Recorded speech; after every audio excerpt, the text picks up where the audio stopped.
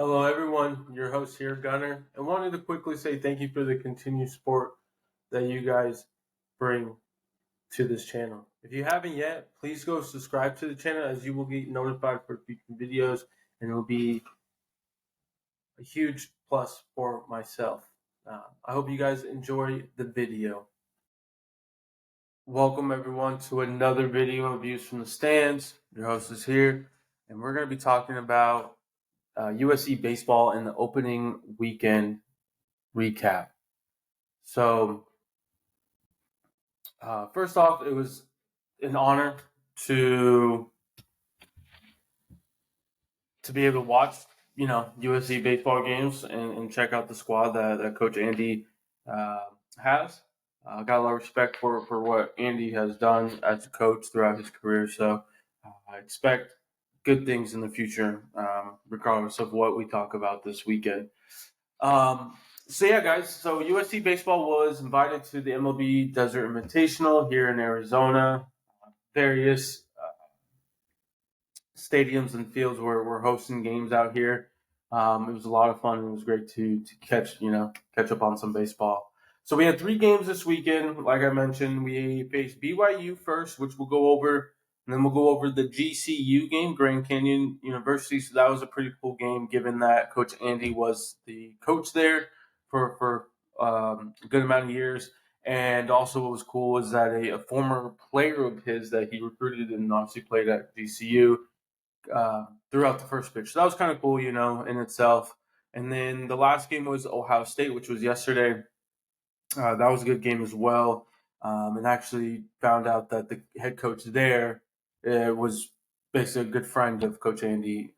Sounds like they're best friends. So that was cool in itself, just the weekend and the connections, aside from the actual, games played. So we're going right into the first game, guys, and as you see, the final score here, right, is 8-1 BYU. So we dropped the opener here, and ultimately, right, the bats couldn't get going consistently. I mean, the bats and the approaches were, for the most part, I think, solid. It's just they do need to continue to just put the bat on the ball, let plays happen, hit it into the gaps, and let the players in front of you score. They're not a big power team like the big time programs here in baseball. So they got to be able to play small ball, right? And he likes that. He likes to be able to bunt the ball when there's runners on position, hitting runs. He's doing things that are needed to produce runs. It's just the players need to put that bat on the ball, like I mentioned. Shout out to Austin Overin. I believe I'm saying his name right on the last name. Apologies if I am. But that man is quick.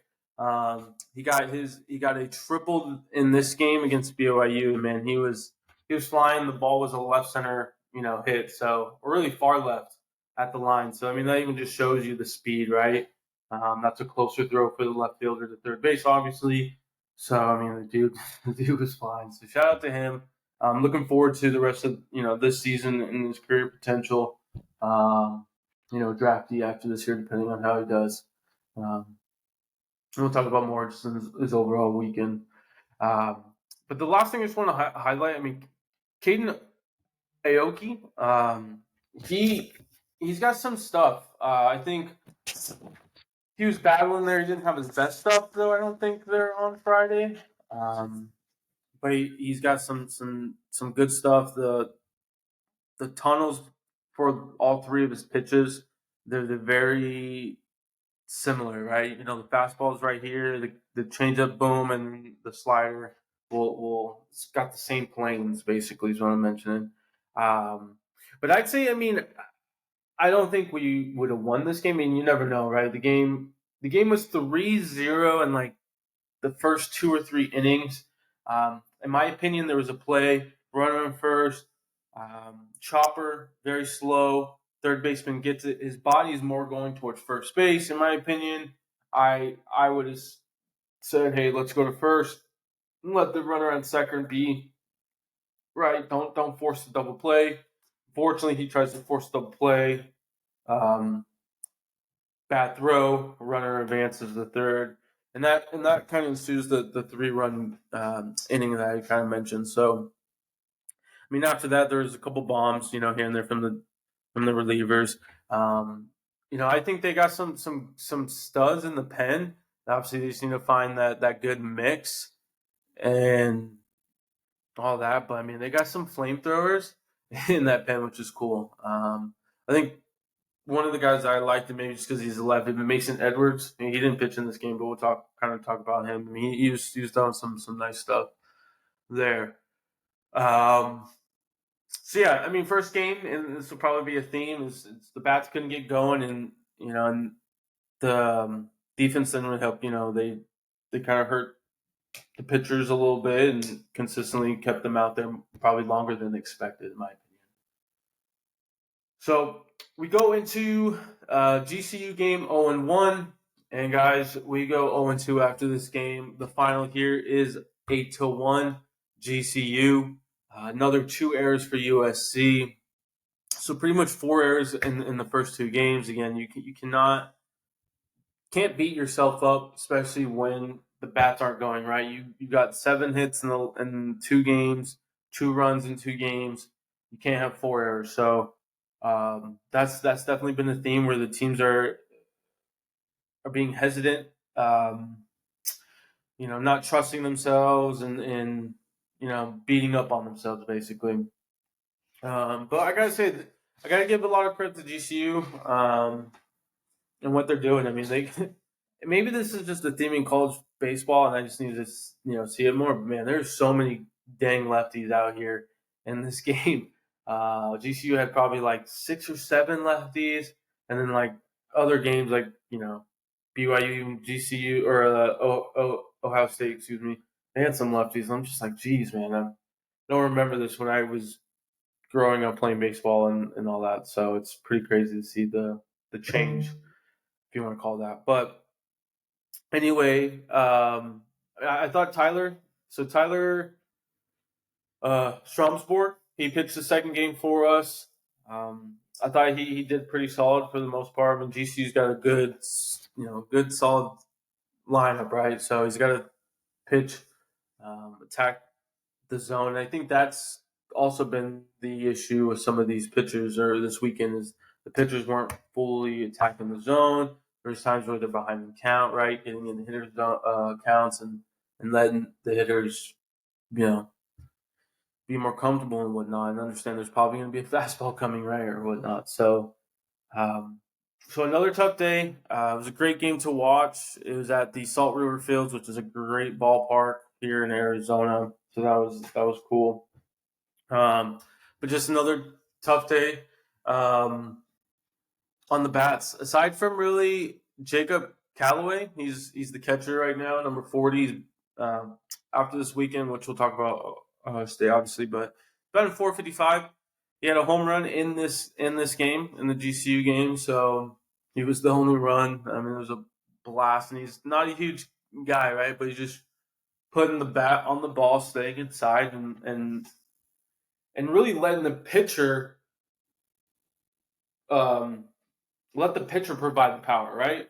I mean, these kids are throwing, 94s, low 90s, right? That's hard. So, but the bat on the ball, stay inside, and let the power come from them and see where it goes, right? So another tough day, guys. We're 0-2 to start the weekend. We go into Sunday, hopefully salvage a win before we go home, and we lose 5-2 to Ohio State here. We were able to double our runs. So we had 4 runs total this weekend, 12 hits total this weekend, and another 2 errors, as you can see. So 6 errors this weekend. That's very unacceptable. I'm sure Andy and the group are definitely not pleased about that, aside from the hitting and whatnot and the pitching. I think those are correctable. Pitchers will be able to attack the zone and be more composed and they're going to be back in the routine, right? They're going home, so it should be better for them. in some aspect, even though the season in general is pretty crazy. I mean, they don't have a home field, right? They have to share Loyola College State field and then another field in somewhere in California, which I can't remember top of my head. But regardless, right? They're not having a field. They're having all these different circumstances and issues, and I think that's a good thing for a team to rally around, especially after this weekend, right? 0-3. What else do we have to lose, really? Um, you can have some tough games, which we'll go over in the non-conference. Pac-12's no joke in the conference for baseball, so rally around this situation that you guys are in, right? You're 0-3. You have no home field. You have to travel to all these different fields. You have to ask, other colleges to help, you know, give you a field so you can play baseball. It's pretty crazy. So, but I gotta say, the bats will come. They need to be, in my opinion, a little bit more aggressive in earlier counts, in my opinion. But once they get going, you can see the potential. They have to just to grind this out the rest of this weekend because they have a chance to be above 500 going after until the end of February. In my opinion, if they can win against UC San Diego, Loyola Marymount, and then 3 games against Portland, they'll be 5-3. You go 5-3 going into the Michigan game. Michigan's 2-2 right now. Okay, Michigan split the series against Western Michigan here in Phoenix. They got Oklahoma State, Oregon State, and Arkansas State. They're pretty good, tough, non-conference. They're solid baseball program, very solid. Big Ten baseball isn't known for huge, but they're Michigan. They know how to win. So this will be a tough one, but I think regardless, if you go 5-3 and then go 5-4, that would be better than when you go into this baseball series in Texas in Arlington, where you face TCU twice in Texas A&M. Good baseball programs. One of them obviously is in the SEC, which is the top tier SEC baseball program for baseball, and TCU's got history. Obviously, we got history, right? It's been 30 years, but it's people. What's crazy is people sometimes forget we have the most national championships in baseball. So, yeah, if we again can win these next 5, maybe get a win against Michigan, try to get 1 or 2 against the in the series, and then boom, you're going into conference, right? You got Cal State Fullerton before conference, and you got a 3-game series against Arizona.